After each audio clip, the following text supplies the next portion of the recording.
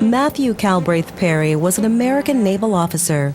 He helped establish initial diplomatic relations and trade between the U.S. and Japan, which had been isolated from the rest of the world for more than 250 years.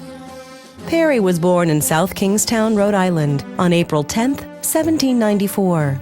He was the son of Commodore Christopher Raymond Perry and the younger brother of Commander Oliver Perry, famous for defeating the British at the Battle of Lake Erie in 1812.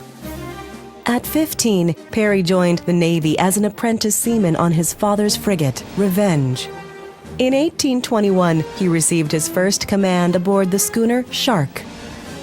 He was promoted to captain in 1837 and Commodore 4 years later. Between 1843 and 1844, he led a naval expedition that scouted the African coast. He was entrusted with blocking slave trade, which the U.S. and Britain had agreed to help end.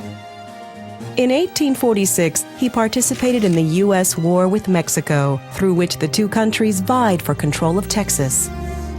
In March 1852, President Millard Fillmore dispatched Perry as a special emissary to Japan, which had been isolated from the outside world since the 17th century.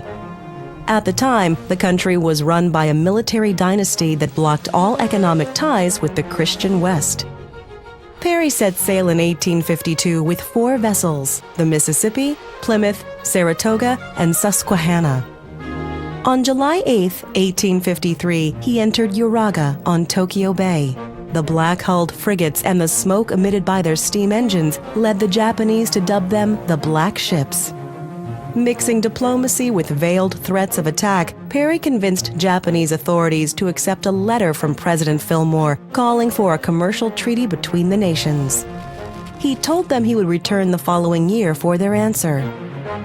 Perry returned to Japan in February 1854, this time with 8 vessels. On March 31st, he signed the Convention of Kanagawa, which gave the U.S. entry into the ports of Hakodate and Shimoda. In the following years, Russia, Holland, Britain, and France had joined the agreement. Perry returned to the United States in 1855 and received a $20,000 cash prize for his breakthrough.